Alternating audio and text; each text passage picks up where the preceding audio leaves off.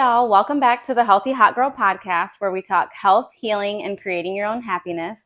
I'm your host, Cynthia Pena, and honestly, it just always fills my soul to connect with people and talk about healing stories and people's personal transformations, get into like real, raw, authentic experience of being a human and how we overcome those challenges and become the people that we're supposed to be. So I'm really excited to be here with Derick Owens, co-owner of Royal Body Athletics in Wyoming, Michigan. Thanks for being here, For Derick. sure. Thanks for having me. Yeah. Of course. I'm Derick, co-owner of Royal Body Athletics. We do all types of training, group classes, and we just opened up actually 24-hour gym memberships as well. So yeah, a lot going on over here. But yeah, many people know my story, so I'm excited to get this opportunity to finally tell people a little bit more about me and where I came from and trials and tribulations. So Well, thanks for being here and choosing space or me to share your story. I don't know a lot about what happened. You shared that you had some early childhood trauma, you've overcome it, and some significant things happened when you were 8 years old. So do you want to share a little bit about that? Yeah. So I don't know really where to begin. A lot to unpack, but basically how it all started was, I grew up just in a poor home, single mom, 3 kids. So my mom actually she did good for a while on her own, but he got involved with the wrong guys, and that's really her downfall. So started out, we just struggled. A lot of people struggle when it comes to finances and stuff like that. So it was like me and my brother kind of were bad. We were bad influence. Well, I guess he's the older brother, right? So he's the bad influence on me. I feel it. So really, we just started getting in a lot of trouble together. It was like a lot of stealing, and I'm not making excuses for it, but when you kind of don't have much, sometimes we're stealing just so we can eat some food. So that's kind of what got us down a bad path. But then just no parental control. My mom, when she got with these guys, it was like everything was about them. We were skipping school. Like I said, we would be like, my sister missed like half the whole school year, and she had no idea. That's crazy. Yeah. So we just started stealing a lot, and it caught up to us. And I remember the last time we had broke into one of our schools. And my brother he's not the smartest guy when it comes when it's not a good thing to be a great thief, but if you're gonna go that route, at least be a little bit smart about the situation. Honestly, I've done some stupid shit. Yeah. I literally stole a cheesecake when I was in high school just because I was high with my friends. So you know what it's about. My mom was like, "What the fuck is wrong with you?" But me, I was always like, whatever we do, if we're breaking into some place or stealing something, it was always like, I'm gonna just steal something that's not noticeable. Me, when we broke into the school, I'm in there taking money, stuff that's like, they'll probably notice, but I turn around and my brother's got a laptop. He was always trying to be a high profile stealer. I'm just like, so that's how we got caught. And the last time we broke into our school, we were walking home, and a cop pulls up on the side of us as we're walking. He's like, "Play it cool." Oh I took my off running. God. At this time, I was thinking I was like 7, almost 8. So Yeah. take off running. You're so young. Yeah, That's really young. super young. I look at my sister's got kids right now that are that older, and I'm just like, think that I'm like doing all this stuff as a young kid. It still doesn't even seem real. So I beat them home. I'm pacing around. My mom's like, "What is going on with you?" I'm just like, "Nothing." "Where's your brother?" I was like, "Oh, he should be here in a minute." Cops pull up with him in the back. They told my mom what happened, and I remember this like yesterday. My mom said, "I told you this is gonna happen," and they took us to juvie. We got there. They said, "Oh, you're gonna be here for like overnight. You all process and everything." Shit, one night turned into 3 months for my brother, 4 months for me. Wow. Yeah. That's a long time for like a 7 or 8-year-old to be in juvie for, just like you're so young, you're not really like developed, you don't really understand. And you said something earlier and I like immediately knew what you don't know, right? You're just still developing. So And it's like, another thing is like my dad was a 20-year alcoholic. So I didn't have my dad. Like out of the 3 of us, because we all had different dads. Yep. Out of the 3 of us, my dad was the most involved. But like again, he was an alcoholic severely at that time, so he wasn't around. So it was like, you don't have any parents to guide you through whatever you're supposed to learn. You're doing whatever. I'm taking the bus all the way across town, me and him together, 6, 7 years old, stuff like that. But so we were actually so young that they put us in with the girls in the wow. in the juvenile detention. So we weren't allowed to be in with the guys. So they put us in the girls. My brother was bad. Was that here in Grand Rapids? This was in Grand Rapids. Oh. We actually stayed downtown at the time. There, the YMCA was actually being built. It was that long ago. Wow. And that's a little bit of the story. There's a lot more. I know you probably got questions and stuff. So what happened next, right? So like you, from then to being in juvie to finding fitness, like what happened in the middle? We can get into the story, is what I'm saying. So we'll unpack it right from the juvenile detention center. So basically, you get your visitations. Yep. Stuff. And like when we did visitations, it would a lot of times it would be like my mom coming to see, and it would be me and my brother. So the one of the last times when my mom had come see me, I noticed my brother wasn't there. Where is he? So they took him out and put him in this safe haven home for guys, and it's like it's not quite juvenile detention. Like, you don't get locked down in like beds and like big room. Is it like Safe Haven Ministry now? The nonprofit? I think it might be. Okay. So I'm like, he's 2.5 years older than me. Why am I still here? When this like, so it just didn't really make sense to me. A lot of the stuff still doesn't make sense to me when I think back on it. But I think just some got misconstrued in the system, or I don't know. It's a broken system. Broken system, because like that's not what you need as a kid, right? Exactly. It's like, think about that. As a 7, 8-year-old kid, you're in a cell with a toilet, a sink, and a bed. So just crazy. So I went to foster care after that. Yep. I went to foster care, and usually when I tell the story, people, when they ask me, at first, I was like, it was so terrible. They were terrible people. But when I really look back, I think it was just a situation. I don't think they were like these horrible people. Like, never got like, abused in any type of way, really. They were tough, but I think it was just a situation that when I reflect on it, it was terrible. But they weren't that bad. I think it was just when you're young, you miss your family, you miss your mom and your parents and stuff. And it probably was extreme. You went from no rules, literally 100%. Doing whatever you wanted, to then private school. I'm ironing my clothes every morning. Damn. So it was a big change for me, and just structure was needed for sure. But it's just like they had their own kids, so they had their own actual biological kids, and then they were fostering kids too. So you always felt like it was just like you were getting treated different. Christmas time comes around, they're getting Game Boys, newest shit, and I'm over here getting books. That's awkward. So it's like just little stuff like that, and then you just being that young, and then you go to your mom every once in a great while, and then you just. I mean, I remember just coming home all the time, just crying. You miss your mom. You're 8, 7 years old, whatever. So I was in foster care for about, I want to say, a year and a half. Let me back the story up. My bad. I forgot this part of it. So actually, when I got out of juvenile detention center for the first time, they put me in this place called Kids First. And so it's not quite foster care. There are a bunch of kids in the home. And I was in there with my brother. So I was in there for like 2 days before they told me I was too young to be there. And that's when I went to foster care. Oh. And there was little toddlers in there. I'm like, how am I too young? But there's little, anyways. So that's what happened. I was in Kids First, and then I went to foster care. So I spent time in the foster home, and I was actually like in the hood when my foster home was in the hood. So I'm over on like Franklin Eastern. Oh. So I'm like, and the funny thing is, my dad stayed over there. So I remember there was times where like my foster mom, we would go to her friend's house. I'll look over my dad's on the porch next door cutting hair. Oh my goodness. So I go say hi, and so he's just in shock because he's up to no good at this point. And then everybody has big turning points in their life. One of the biggest things for me was my biological grandparents, my mother's parents, adopted me, my brother, and my sister. Nice. Took us all in together. And that's why I got tatted on me forever grateful right here.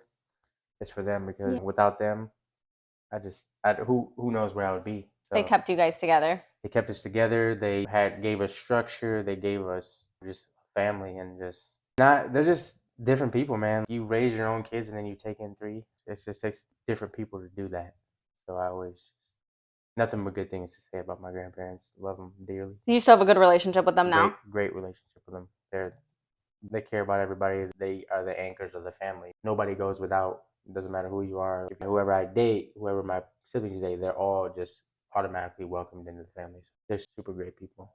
And so basically, with the fitness stuff, I always had, I was always athletic. I was into sports and stuff like that, but I was always like a string bean, like super small. Yep. No muscle, no nothing. I saw y'all post some throwbacks. So we're both skinny. Exactly. So graduated high school, me and him both, $140, maybe. So super small and just, I think. Did you guys grow up together? When did So- you guys meet? So me and Des met, actually, we met freshman year. And I just remember, I didn't know him first. Yep. And Rockford, if you don't, that's where we went to school. Oh. We went to Rockford High School. Okay. So it's not a lot of minorities coming up in Yep. Rockford. So I just remember seeing, I always like to dress nice. I know I'm in gym attire right now, but most of the time I was trying to dress up. It was just something I like to do. Yep. So I would be wearing shirt and tie to school. So I'm wearing shirt and tie. All of a sudden I see this other dude wearing a shirt and tie. Hold up. That's my thing. It just happened to be him. Yep. He's in there wearing a shirt and tie. I'm like, oh, man. And so I was like, it wasn't that I didn't like him at first, but I was just like, who is this guy? You know what I'm saying? So, but then we had mutual friends, and we ended up hanging out, and then we just clicked. And I think we really started hanging out together sophomore year. We were 14, 15, around there. And how it was is like, I grew up with, it was all four of us, like me, Des, my boy Darian, and Michael. And we all grew up together. Well, me and Darian grew up together. I think when my grandparents adopted me, up until I was like, I met him the year after I got adopted, and we were best friends ever since. And same thing with him and Michael. But as we got older and we all started hanging out, it was y'all became closer. Me and Des shacked up together, so we got a place together after high school, and him and Darian and Michael got a place. So it was like we swapped, but we were still all close, the four of us. But me and Des gravitated towards the fitness. But that was our thing. So we took weight training in high school, and that's what got us into lifting. Shout out Coach Cummings. He's the head coach now at Rockford High School. Oh. So he wasn't the head coach then, but he was the gym teacher there and just jacked. So we always looked up to him, and that's kind of what got us on the path of working out like that. And then we went to Grand Rapids Community College, me and Des, and we took every single class together. Every one of them on purpose. So we took every class together, and every day at lunch, we would always go hit the gym. Then we started getting into the nutrition part of it, and that's where it really started, was at CC, like 18, 19. Des is 29, I'm about to be 29, so about 10 years. So is that where it started? Is that where you guys got really into it and then just kind of grew from there? And Yep. So we got really into it. I remember I bought one of those. It's called Stack. So you get your pre-workout, your post-workout, your branched chain amino acids, protein powder. You know what I'm saying? I bought a big pack of supplements and then started researching the top guys in the industry. And same with Des. And that's the thing about fitness too. It's like, if you're real consistent and take it and just go all out, you can have crazy good results in like 3-4 months. You know what I'm saying? Yeah. If you're really serious about the diet and the exercise.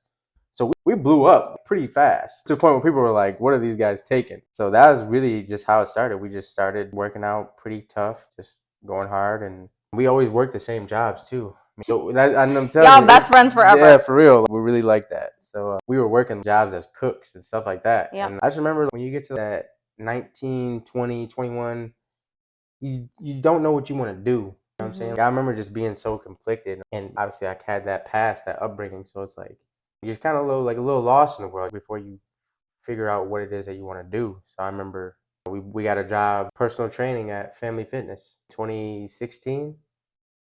So we had to be 21, something like that. So 8 years ago. So that was our first gig. He actually got hired in there first.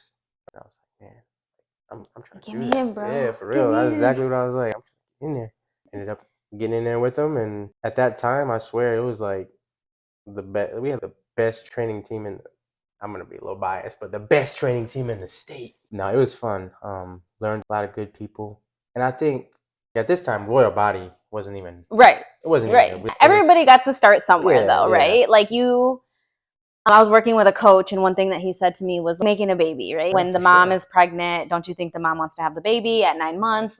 But the baby has to come when the baby's ready. It takes time to bake. That's how a business is. Yeah. It has to bake. You need, the ideas have to incubate. And I think a lot of it too is like kind of self-doubt, because after training, I don't know exactly how long we were there, but I think we were there for maybe 2-3 years. After training that long there, and just like the positive feedback, because that's also when we started with the social media, posting the videos and the workout stuff. So we were getting a lot of good positive feedback, and it was like everybody's like, what are you guys doing? Are you guys bodybuilders? Are you guys like, I don't even think we knew what we were doing. We like this, and this is what we're about now. So we got a place together, and that was our life. Eat, lift hard, Yep. train. Did that for a couple years, and then and like I said, you get a little bit of self-doubt. People are telling us, you guys can do this. You could be influencers. You can have your own gym. You could start that. But it's like a lot of self-doubt, That especially imposter syndrome. exactly. And it's like for me, not really having parents. My grandparents were great, but it's still a different dynamic when you have parents. Sometimes you need that extra voice, just that extra push. So I never had that. It's always just been kind of self-motivation, self-driven.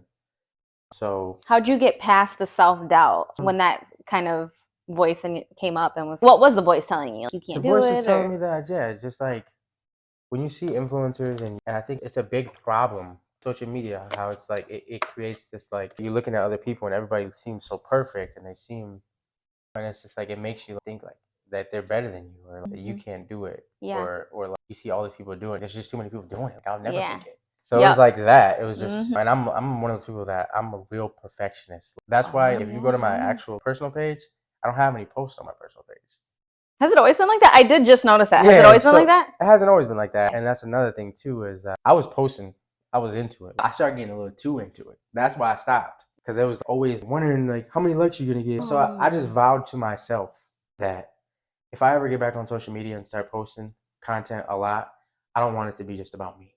I was like, if I'm gonna do it, it's not just gonna be about me no more. You know, it's gonna be something, and that's what Royal Body is. Is it easier? That's what I noticed even for myself. I don't really like sharing the Cynthia stuff, but when it was something that I recently worked with, I was like, I have to post as Healthy Hot Girl Wellness, as the business. And that was easier for me, like showing up for the business than showing up for myself. 100%, because again, it makes it so much not just about me. That's when I'm like, don't get me wrong, I love myself. If anybody can see the content that I post, they can see my stories. I still post stories on my stuff, so they can see. Like, some people can even would say I'm a little bit conceited or have a big ego, but for me, it's just definitely helps with just doing the business, and it helps having a business partner that is very like-minded. Like me and Des, we just go together. We're really Go together like peanut butter and jelly. No, I'm for real. Like we balance each other out, and it's just good because it's like if I'm slacking, he can pick up the slack. If he's slacking, I'll pick up the slack. What would you say are the biggest barriers that you had to overcome just personally in your life to be where you are today? I think overcoming the habits, man. I know it sounds funny, but like, when you come up and you're so used to like taking, stealing, it's just always in the back of your head. You want to. I'm not saying I was robbing people at gunpoint. You're always plotting, and that's no way to live. So it's like I think that's one of them. And then just feeling like you don't have anybody in your corner. My family, a lot of my family is great, and I have a good relationship with my dad now. My mom, not so much. But I think just realizing that I'm not in it alone. A lot of times, I'm sure everybody feels like that. Sometimes you can just feel alone. That shit is real. You know what I'm saying? So the biggest barriers, and then I think doing stuff like this where I speak about it, what happened to me as a kid and stuff like that.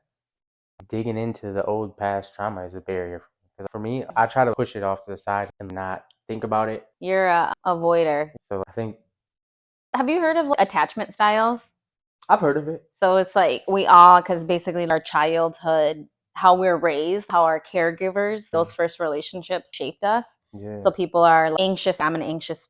I have an anxious attachment style, and then there's secure. So people that had healthy family relationships, and then there's also avoidant, and there's a mix of them too. So you could be like, probably avoidant, but one thing that I think it has done for me though is it just makes me want to be this legend almost. It makes me want to just be a positive voice to people, and I've always just wanted to make a difference. So I think that's what it's made me driven, because I didn't come from nothing. I didn't come from anything. Everything I did it on my own, and so just it hits different. It hits way different. That's why when I posted that picture, I was like, it just when I sometimes just walk into the gym or I'm just there by myself and I'm just looking around, it would hit so different if people knew what I went through as a kid and the stuff that I had to overcome to get to this point. It ain't over. It's never over. But just. And also, this building is really nice. Your gym is really nice. It's decorated. We're in this also a rented space in the gym right now. This is really cute, and you have really nice equipment. Y'all are really doing it. Yep. And I know that it's probably not all shiny and sparkly all the time, because For sure. You said earlier, I want to go back to what you said earlier when you were on social media, just makes things look perfect or whatever. And even when I got into content creating, I was like, I can tell when a video was made how much really goes into a video, or just how easy it is to think that everyone's happy all the time and people don't have drama or whatever. And I don't know, for me, how are you really? Like, I always want the long version when I ask somebody how they're doing, and I don't ever want anyone to apologize of, oh, I'm going through some shit right now, because life is challenging. And like our biggest moments can be surrounded by heaviness too. Facts. Just thinking about it from a standpoint of, you said, everybody, we all want to show our best qualities and stuff on social media. And when it comes down to how difficult it is to create content, like meaningful content, this sometimes it gets just overlooked. And it makes you think, why can you really sit down with somebody and have a meaningful conversation, or like say something that really could change somebody's life? And it might not get no views, might not get no likes, but you might hit somebody where deep in the heart and actually change their life. But and there's somebody that just might just do a hair flip, or I'm saying, like, take off their shirts in slow motion and they get 1 million views. So it's like, that's crazy. It just is. It's really crazy, and it's like that's what turns me off about social media. It's just the fakeness to it. There's a lot of great stuff about social media. It's a great business tool, 1000%. I would never get off it for that reason. But personally, my personal story, and I do want to get better because I do enjoy creating content. It is actually fun for me. So for me to get back to posting on my personal page, I'll do it again probably, but I want to do it right. And it's okay to have a season of healthy hibernation, to take a break and to reground and recenter and deal with the things that are happening within before you. For sure. And it's like, I stopped posting in 2016. Oh, damn. So that's going to be about 10 years coming up. And that's fine. I still have so much. It's crazy, without me even posting a single post, just stories. And I still got hella reach on there. So when I do it, I'm going to do it right. But right now, I'm going to focus on Roy Body. And you know what I'm saying? As you should. So I think social media, it's definitely a good tool, but it can be, there's sometimes. You said one of the things is that you've been maybe avoiding is doing healing. How have you healed? Because obviously you've had, is there any type of, maybe you haven't done it in a certain way, but I'm sure you've had to like navigate your healing in some way. Reading, I get into phases where I like to read about, I read a book, Who Hurt You? So just trying to create that in your mind, like that you need help. You know what I'm saying? I haven't done therapy. I know it is for sure. I mean, I haven't done therapy. I know people always keep telling me I need to do it, and I will. I think I've done it through like telling people my story. Maybe not in this setting, but just talking to people, new people I meet, connecting, and then working out is obviously, that's my main outlet. But that's almost like you're running away from it though, in a sense. Because for me, sometimes I do still feel like that little boy running. We all have our inner child inside of us. So like, I'll get on the treadmill and I'll just, if I'm really going through these past couple weeks, man, I go on the treadmill 4 miles, you know? So I think that's, for me, that's a major outlet. Is I notice that when I'm going super tough in the gym, I'm real motivated. I'm talking like I can get up at 5 a.m., listen to some motivational stuff, work out, come back later, work out again. When I'm in that mode, it's either just really something got to me to it really motivated me, and I want to really get back to tip-top shape. I'm hurting, I'm going through something, and that's how I'm gonna beat it. I'm gonna get in tip-top shape again, and I'm gonna just use that as my main outlet. And then just being a dad, raising her how I wish I had been raised. You see your kid and you're like, that's me as a kid. So I'm going to do whatever I got to do to make sure that she doesn't ever go through that. I love that. And I love that you have her like, here at the gym and like in the workout classes. And I like how she has her little weights. That's my baby. Just work-life integration is really important. Well, you can think, I was just going to say, what I've learned through talking to different people on the podcast is that meditation. So for me, like, yoga is meditation, and it is meditation, but there's also actual meditation. But anything can be meditation, right? Cooking food and like, trimming herbs or dancing. And so for you, maybe like, your meditation is lifting weights. And I'm a dancer. Don't get me wrong. Oh yeah, I actually, you're a dancer and a singer, I heard. I'll be singing a little bit too. So that's just part of me, who I am. So sometimes I do get away from it and I'm like, I start not to feel good. But when I'm just messing around dancing or singing, that's another way for me to just, it's an outlet. But sometimes when that right song just really resonates with you. And it just hits you to the core. So music for sure. But what were you just saying? I lost. Oh, the body, we all have different things that can be meditation for us. Oh. And that weightlifting could be that for you. Because also we hold a lot of trauma in our bodies and in our muscle tissues and things like that. So you can release it basically somatically, right? You have to get down into the level of your body because sometimes you can be in a story loop and it can be in your head and you have to move it out of your body to release it. That makes perfect sense.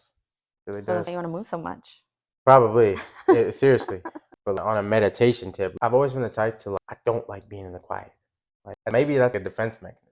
If it's truly quiet, then I gotta really think about certain things, and I'm just like I always got background noise, or I sleep with the fan every night. You asked me if we were gonna do this podcast in silence, and I was like, we are. Ooh, I'm gonna play something in the back. Nah, it's fine. I just always would rather have something in the back. Maybe that's. So I was in yoga teacher training a weekend or two ago or whatever, and that was one of the challenges that our teacher gave to us, just trying to have a moment of being in silence. I've been working on that for a couple years now, so I spend a lot of time just walking my dog and leaving my phone or sitting outside in the sun or whatever. But I don't know, maybe that would be therapeutic for me. I don't know if it would be therapeutic. It would be probably self-work, and then it could turn into self-care, right? Exposing yourself to just a little bit of it. Oh, I'm going to sit by myself in silence for 5 minutes, and I'm going to try it. And then maybe you could see if it grew on you.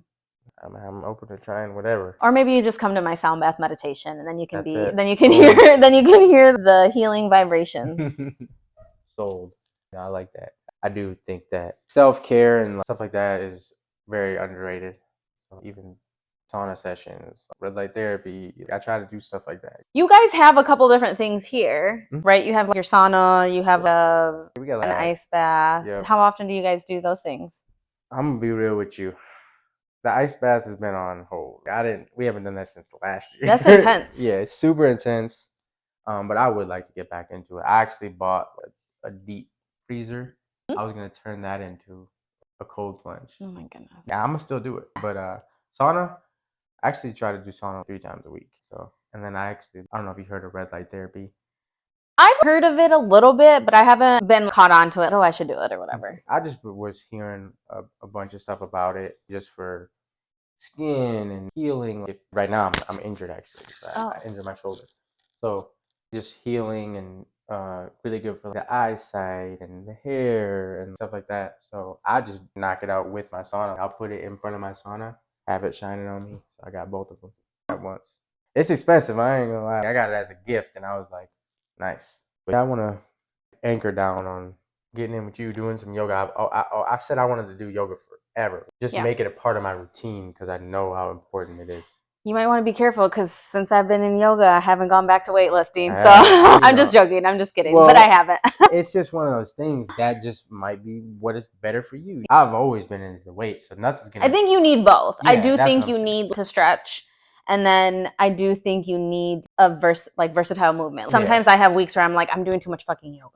Yeah. But I like it. But I can feel like my body is like, I'm hitting the same movements. And then it's just like if you want to like grow certain parts of your body or like you do that through yoga, but my sister's has been telling me that. But the weightlifting is gonna get you. I know. I just can't do both right now. That's fine. You'll come back to it. I literally talked to my sister about this because she's bulking right now. Anyways. It's important, man. It's all part of the grind. But I think for me, I think that's my next move is to get serious about self-care. More serious, I should say. Just yoga, massage, cryotherapy, whatever it is. I like that for you. Find a good rhythm. You have, and we don't have to talk about what happened, but you had something significant in your life just happen. So you have a lot more space to focus on these things. What do you think that you want to do to take care of you in the next season of your life? I think just learn to, I think for me, I operate really well alone. And I noticed I do the things I love to do more.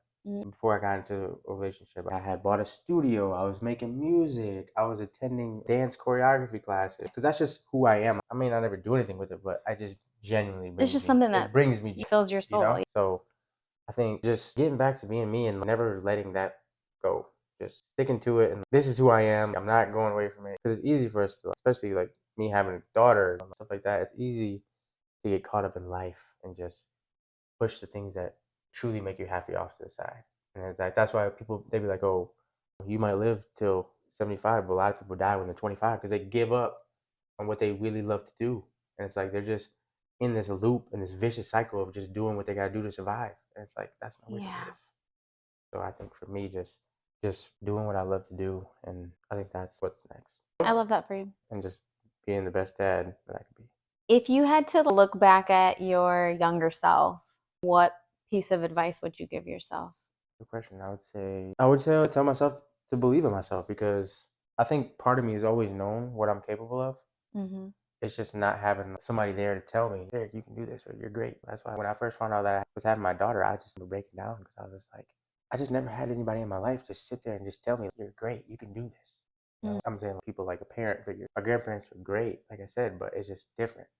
So I think just tell myself that to believe in yourself and not to follow other people. That was a big thing for me. I was a follower, always following other people.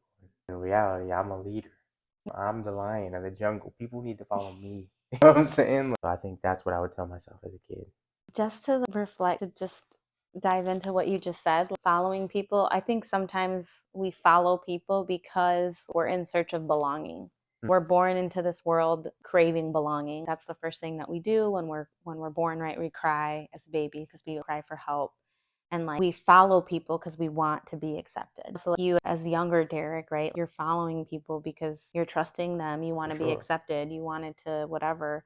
But now you know that you are a leader and you've done some really great things with your life, despite maybe not having the best support system or people around you to tell you that you could do it. You still figured out a way to do it. I appreciate that. And I agree with it 100%. When you're young like that and you got, I'm not going to say my brother was a father figure to me, but he's 2.5 years older than me. You look up to him. Same with my sister. She's 4.5 years older than me. You look up to them and you follow what they do. You know, I was the baby. So just, I think just, it is very natural, like you said, to especially when you're the youngest. When you're the oldest, you're not going to follow the youngest. As the youngest, I was just following whatever was going on around me. And I'm glad I grew out of it because those times where, for instance, my best friend that I was telling you about that I grew up with, when me and Des moved in with each other, and him and my other friend moved in with each other, they got into partying, drugs, and that type of stuff. So it was like, had I been, and my best friend Darren, rest his soul, that passed, he just had that personality, like that. It's a manipulative, but it's like could have been the world's greatest salesman because he's so persuasive. I'm telling you, he could get anybody to do anything, but not me. I wouldn't let him. Well, good. So that's just an example of a time where it could have been bad if I continued to be a follower. So you are who you surround yourself with. I think that's what I've realized. And someone told me, like, if you show me your network, I'll show you your net worth. And just the value of having really solid people around you really matters, even if it's just a couple of people, right? For sure. And I think that's one thing that separates Royal Body from any other facility, like gym place or whatever it has to be, is the core net of people like that are in here. It's such a good group of people in here that it's just we're really blessed to have. It's like it's like a big family, and everybody's inviting, and it's just like, man, just thankful. I've been seeing your Instagram pics, and y'all been having a big crowd and some kids. And with that, it comes in waves. There's times seasons go by, and it's like right now, class sizes are huge, and then sometimes there's only a couple people in there. But it's just that's how business is. For sure, up and down. But it's just the group of people is always so solid. And that's why I'm like, it's just blessings. Quality over quantity. And I definitely believe who you are, who you surround yourself with. I'm not hanging around with any Jeff Bezoses or anything like that. And I think that it's not all about money. You could be rich and not have a lot of money. So I think it's being content with your life, right? And I think that's one thing that I've learned is, and maybe you can relate to this because maybe we didn't have much. We know how to be really grateful for the shit that we do have now. Facts. And also to like take care of what we want. And I've been in the corporate world and I've been in those settings. And it's like, for me, I could easily go, I don't work in the corporate world anymore, but I could easily go and get a higher paying job. And I don't want to because I don't want to be confined, like that stuffiness, like that schedule, like the people. I crave something different. I crave really intimate and deep connections, doing the things that I like to do, freedom and flexibility. I think you know what you want, and that's okay. You don't have to want the things that other people want just because they look. And it's no knock on anybody who's doing the corporate 9 to 5. But I'm the same way. I just think, and like I said, no knock on that, but like just doing something meaningful where it's like you're connecting with people. And like for me, I'm such a people's person, so I've worked so many different jobs, and it's like I never do well when I'm clocking out, or I have this real big problem with authority too. I don't know. I do too. I don't know what it is, but being told what to do, it just doesn't go well with me. And so it's probably the juvie. Wow, it's probably the court system. I just had a breakthrough right there. It's probably the probation. Man, I could go on and on. So it does still seem very surreal to do what I do as a job, because it don't even really feel like I'm working, because I'm like, because you're doing what you love. I'm doing what I love. So that's why when people are like, dang, you work every day? I work. Y'all be here every day. Yeah. These boys are always in the damn gym. Healthy hot boys. But it's not like I'm getting here at this time, getting out at this time every day. Like, if I want to do what I want to do that day, then I'm gonna do what I do, because I make my own schedule. So it's just a huge blessing. Crazy to think, where 4 years ago I was working at Applebee's. You were? When did you start personal training full time? That's a good question. So I think a lot of times when you're trying to build the dream, it takes a long time. It takes a long time, but people don't realize you can't just jump in and just have your dream and be doing what you want to do. I was working 3 jobs. I was training, working at Applebee's, working security. So it's like I was trying to make this dream into a reality. And same with him. He was doing shipped full time and working and training. So we were training consistently, being personal trainers from 2016 till the present. There was times where we took a break because we had to make a living. Exactly. So a lot of people don't know that about us. We had our own business doing exterior design on houses. So we're doing siding. We're out in the snow on ladders. Horrible. It was terrible. Very depressing time in my life doing that shit. Not gonna lie. I'm not meant for. Past it. So we did that, and then I coached at Fit Body Boot Camp for a while. Oh, okay. So I don't know exactly how long it took to. I'm trying to think, to do personal training full time. I think it was like the year after COVID, 2020. So this was still really recent. So that's why I feel so good to just be doing what I love to do full time, because it's like I am used to working another job and doing this. So, and it's like, and that's a lot of work. It's very exhausting. And even as when we were personal training full time, we still didn't have our spot. So what we would do is we would personal train all day and then come here and do all the renovating ourselves. How long did you guys have this spot before you opened it? Because I didn't realize that you guys, I think Bernard maybe told me that you guys had it for a minute and you guys were remodeling it, doing all the stuff. And even now you're still doing a lot of stuff. Exactly. We do everything ourselves. It costs hella money. So I don't know exactly. I can't give you an exact. I think it was 3 months though. That's how long. And like I said, if you go on our Instagram page, I think there was one clip where I showed where it started. If you look at that, where it started, a lot of nights, a lot of hours doing renovating, painting, laying the flooring down, laying the turf, hanging the mirrors, building the equipment. So just building a whole wall. We really did that, man, and like it's just it feels great. So just like I said, it can't be more blessed and thankful. Just thank you. Everything fell into place. So where can people find you if they want to connect with you? Are you taking new clients? So the best way to get in contact with us is Instagram, Facebook. We have business cards and stuff like that, and our website is in the works. We got an app coming, like, all types of stuff. But the best way to get in touch with us is through social media, Instagram, Facebook, or if you know anybody like that knows us, give you their number or our number or whatever, and go from there. And how often are y'all offering classes? So y'all do personal training, group classes, and then we added 24-hour gym membership. So classes Monday through Saturday, no Fridays right now, but Monday through Saturday, a couple morning classes, and then mostly evenings. Personal training is very flexible. Get a good workout in. For real. We'll get a good booty workout. Wednesdays is booty day. We'll get you together. You know what I'm saying? So I appreciate you. Like I said, I know it's, I guess final thoughts for me is just, I didn't dive into everything that happened to me as a kid. But just like I was telling you in the bio, no matter where you come from, all the struggles, because let's be real, everybody's trauma is their trauma, so you can't compare your trauma to somebody else's. You know what I'm saying? So just knowing that we all have something that we're dealing with, but it doesn't stop the grind, and just knowing that it doesn't have to define you. And